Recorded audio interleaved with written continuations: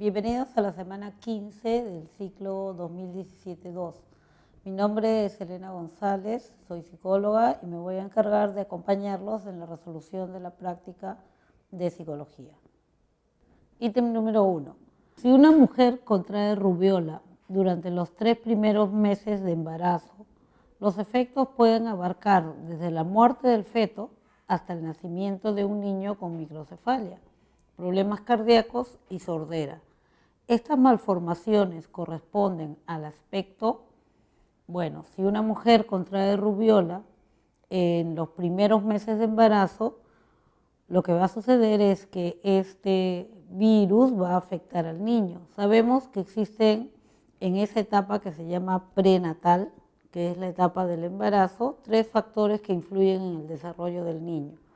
Entonces, estos 3 factores son factores de tipo biológico y puede ser, según el caso, podría ser factores hereditarios, que son los que van a determinar, por ejemplo, el color de tu cabello, de los ojos, con textura, etc. Existen también otros factores que son llamados maduracionales. Los factores maduracionales son aquellos que van a permitir tu evolución y desarrollo de una manera espontánea. Esto es, va madurando cada uno de los sistemas que posee el individuo de manera espontánea, sin necesidad de que algo lo incite. Y existe un tercer factor biológico, porque afecta a la estructura biológica del individuo, que se denomina factor congénito. El factor congénito se refiere a todos aquellos agentes externos que pueden afectar, sea el embrión o sea el feto, durante el periodo prenatal. Son factores externos, no se han heredado, tampoco obedecen a la evolución, sino son factores externos que ingresan y que pueden generalmente dañar o enlentecer el desarrollo normal. En este caso, si hablamos de el virus de la rubiola, estamos hablando de un factor que no es hereditario, tampoco es maduracional, es un factor llamado congénito. Ítem número 2. Generalmente el niño confunde la realidad con las apariencias. Por tanto, para Carlitos, el hecho de ponerse una capa en la espalda le hace creer que tendrá el poder de volar, como lo hacen sus héroes favoritos. Pensamiento infantil que en algunos casos ha generado muchos accidentes por la extrema ingenuidad de los niños. En consecuencia, se infiere que Carlitos se encuentra en la etapa tipificada como, en este caso, el niño ha demostrado incapacidad de ponerse en otros lugares y de analizar las situaciones.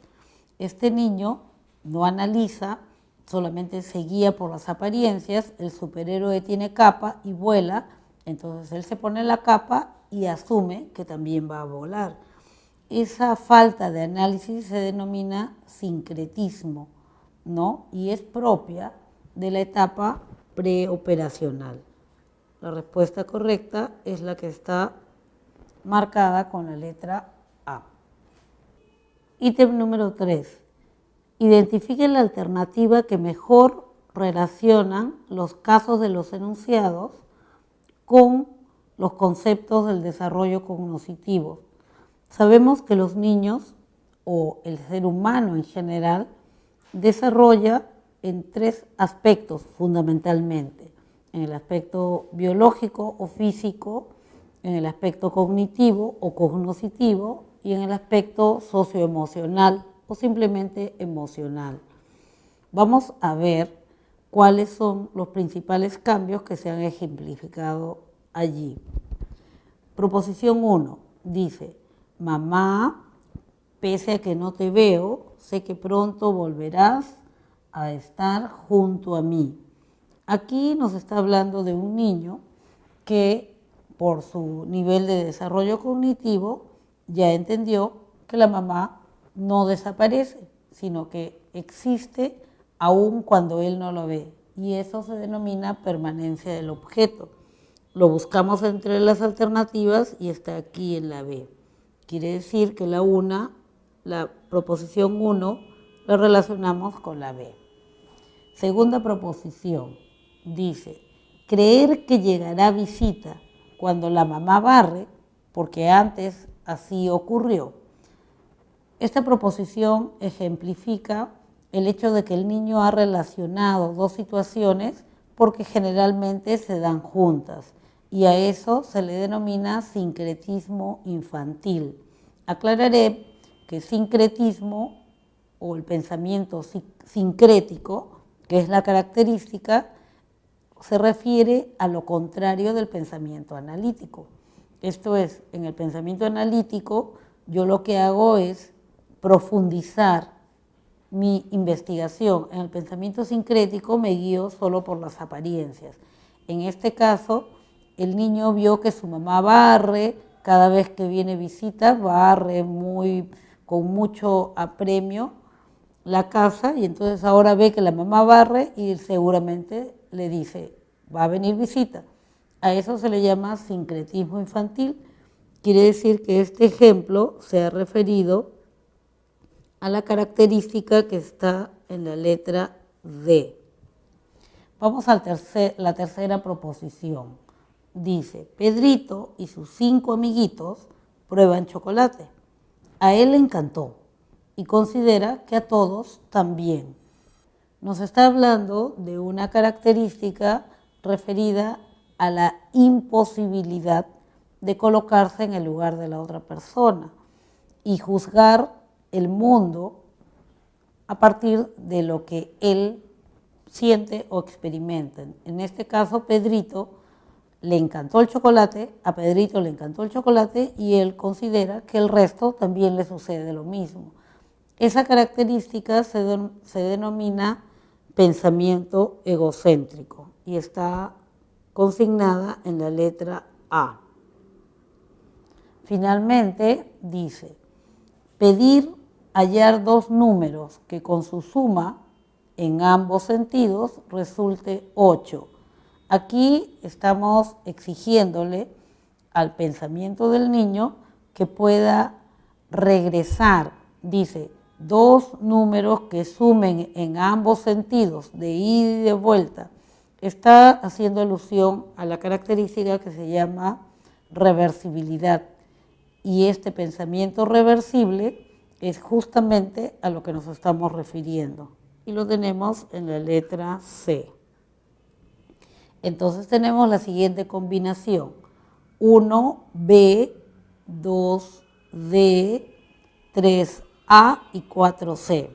Y esta combinación la tenemos en la letra E. Ítem número 4. Perú tiene más habitantes que Lima. Lima tiene más habitantes que Trujillo. Entonces, Trujillo tiene menos habitantes que el Perú.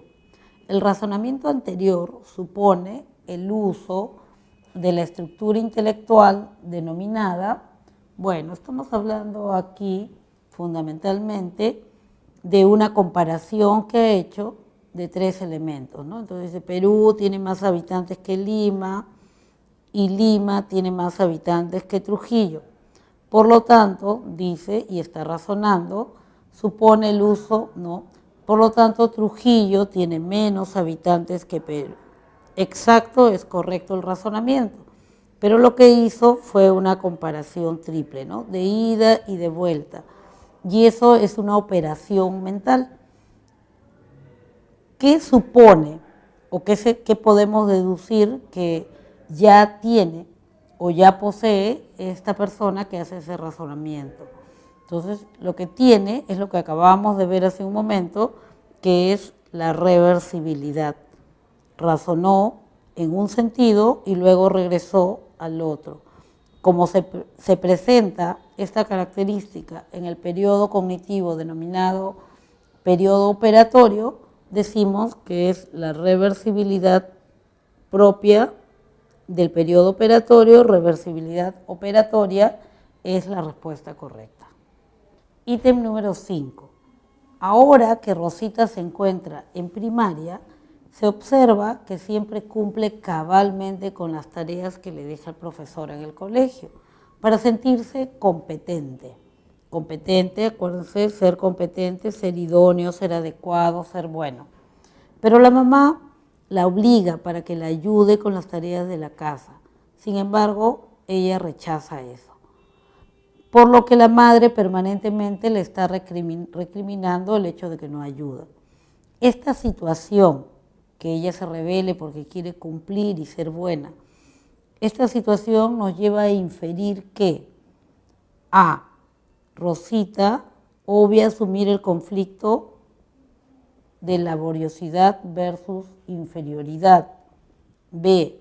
Está superando el conflicto confianza versus desconfianza. C. Resuelve exitosamente la crisis iniciativa versus culpa. D. Está experimentando la crisis de laboriosidad versus inferioridad. E. Reafirma el conflicto de autonomía versus vergüenza. Erik Erikson es un psicólogo que trabajó mucho lo que es el desarrollo emocional del niño. Entonces él explica que el desarrollo emocional se produce a partir de vencer situaciones conflictivas. Como resultado de esto, se sube de nivel en lo que es el fortalecimiento emocional o el desarrollo emocional. Entonces siempre nos habla de que en cada etapa hay un conflicto. En este caso estamos hablando de Rosita, que es una niña que está en primaria. Esto supone que debe tener entre 6 y 11 años y que ella se ha acostumbrado a cumplir cabalmente con las tareas que deja el profesor porque le encanta sentirse competente. El hecho de que nos hayan mencionado de que la niña goza, se satisface sintiéndose competente, ya nos está hablando de la existencia del conflicto relacionado con la laboriosidad. Ser laborioso es ser empeñoso, ser esforzado. Esta laboriosidad entra en conflicto con lo que es inferioridad. Es muy laborioso, muy empeñoso, en este caso muy empeñosa, muy laboriosa porque no quiere ser inferior a los demás. Entonces, la respuesta correcta sería la que está marcada con la letra D. Ítem número 6. Cuando ponen boca abajo al bebé de Rosa, se puede apreciar que éste levanta la cabeza, mas no su cuerpo. Ello es posible debido al principio de la maduración denominado cuando el niño empieza a madurar físicamente, hay una secuencia, o sea, hay un orden en la maduración, que es a lo que está haciendo referencia este ítem. El orden es, primero, madura todo lo relacionado con la cabeza, luego cuello, cuerpo y finalmente extremidades, ¿no? En ese caso, estamos hablando de que este niño ha podido levantar la cabeza y no puede levantar su cuerpecito. A ese ritmo se le llama, o a esa secuencia, a ese orden, se le llama principio de maduración céfalo por encéfalo caudal. Empieza la maduración por la cabeza. Y la respuesta correcta es la que está marcada con la letra E. Ítem número 7. El labio leporino es un defecto de las estructuras que forman la boca. Es una hendidura o separación en el labio y o en el paladar, como resultado de que los dos lados del labio superior no crecieron a la vez. El labio leporino y el paladar hendido pueden presentarse simultáneamente, pero también puede ocurrir por separado. Los estudios indican que este defecto se produce por el consumo de drogas, alcohol o el hábito de fumar durante el embarazo. La cita hace referencia al término denominado, nos está hablando de un daño que se produce durante el embarazo, ¿no? Y que afecta el desarrollo físico normal de la persona, y entonces hace referencia al término congénito, como ya habíamos visto antes en un ítem anterior. Un daño que se produjo durante el embarazo, en el periodo prenatal, y que no es hereditario ni tampoco es maduracional. Ítem 8. Juan es un niño que ya puede nombrar los días de la semana. Sin embargo, cuando se le dice que los nombre en orden inverso, manifiesta que no lo puede hacer.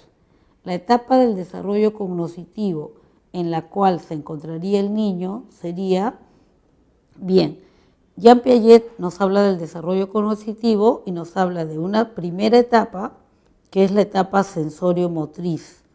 En esta etapa, el niño se guía por las sensaciones y a partir de estas sensaciones, produce movimientos. En un segundo momento, el niño ya tiene un pensamiento, hace permanecer el objeto, imita, juega, y se le llama pensamiento preoperacional. En este pensamiento preoperacional, antes, no hay operaciones, pero nos estamos refiriendo a operaciones mentales, especialmente dos operaciones, reversibilidad y transitoriedad, o sea, la propiedad transitiva, ¿no? Luego de eso sigue un periodo que se conoce como la etapa del pensamiento operacional. Por lo tanto, ya es su pensamiento reversible y ya es su pensamiento también transitivo. Entonces se le llama pensamiento operacional, pero tiene una limitación. Es operacional concreto. Puede realizar estas operaciones, pero con aquellos objetos que puede tocar, sea con las manos, algo material, o sea con su imaginación, algo que puede imaginar.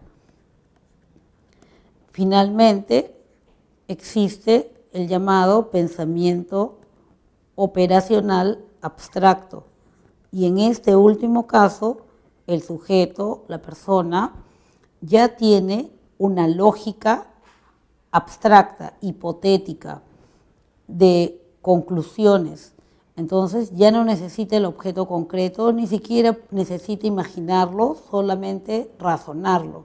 O sea, lo que le da veracidad es la consistencia lógica que deba tener la operación. Entonces le llamamos pensamiento operacional de tipo abstracto. En este caso del ejemplo, el niño aprendió a mencionar los días de la semana y los puede hacer, puede repetir los días de la semana, pero no puede regresar, no los puede decir en orden inverso. Entonces su pensamiento es de tipo preoperacional y lo tenemos en la respuesta E. Ítem número 9. Señale, dice, según corresponda, las etapas del desarrollo cognitivo indicados en los siguientes ejemplos. A ver, otra vez vamos a hablar del desarrollo cognitivo. Entonces, acá tenemos las etapas ordenaditas: sensorio-motriz, preoperacional, operacional concreto. Bueno, y está otra vez sensorio-motriz por si acaso, ¿no? Vamos a ver, dice, Marita abriga a su osito porque teme que se resfríe. ¿Se acuerdan que habíamos dicho que existe una etapa en la cual el niño tiene un pensamiento de tipo egocéntrico, ¿no? Lo que le sucede a él supone que también le está sucediendo al resto. En este caso, Marita abriga a su osito porque teme que se resfríe, ¿no? A ella seguramente cuando no se abriga, se resfría. Este tipo de pensamiento se da en la etapa denominada preoperacional. O sea, cuando está chiquitito todavía y no tiene el pensamiento reversible ni la capacidad de ponerse en el lugar de otras personas. Entonces, esta primera proposición la asociamos con la etapa B. Vamos a ver la segunda. Dice, Miguelito clasifica sus juguetes según el color y el tamaño. Para poder clasificar, la persona ya tiene que realizar operaciones mentales de ida y de vuelta.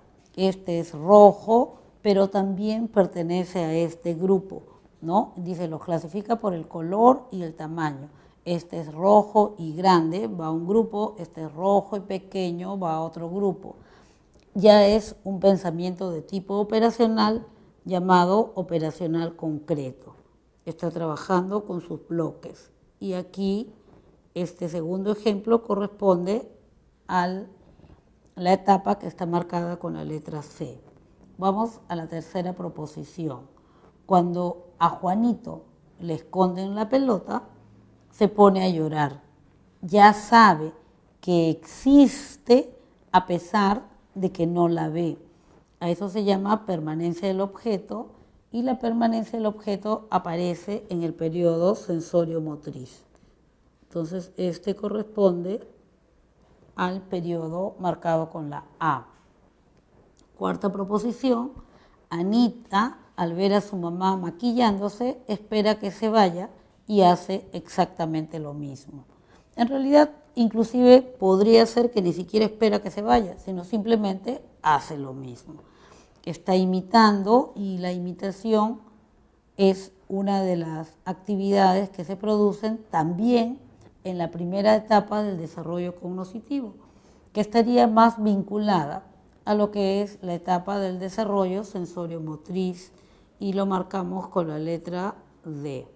Entonces tenemos 1B, 2C, 3A y 4D, y esa combinación la encontramos en la letra B. La clave correcta sería la letra B. Ítem 10. Cuando Margot le da de comer a su bebé, él se siente muy alegre, feliz. Sin embargo, en una oportunidad, ella tuvo que salir y la tarea de alimentarlo recayó en su hermana, o sea, la tía del menor. El bebé, al no ver a su madre, no quiso comer y empezó a llorar. Según el desarrollo psicosocial planteado por Erik Erikson, hablábamos de los conflictos que generan virtudes. Este es un caso del conflicto denominado laboriosidad versus inferioridad. No tiene nada que ver con eso. Laboriosidad es cuando el niñito ya pone empeño para no ser inferior. Iniciativa versus culpa tampoco. En esta etapa el niño busca empezar a tomar iniciativa en las cosas, pero se siente culpable cuando no obedece. Confianza versus desconfianza, sí. Confía en la mamá. Recuerden que hay una etapa de un lazo afectivo fuerte que se llama apego y que justamente está vinculada con esta etapa emocional o psicosocial. Siente confianza con la mamá y eso va a hacer contraposición, va a entrar en conflicto con la desconfianza que tiene con otras personas. Entonces, el conflicto aludido es el que está en la letra C, confianza versus desconfianza. Bien, espero haberlos ayudado a aclarar mejor todos los conceptos relacionados a este tema. Hasta pronto.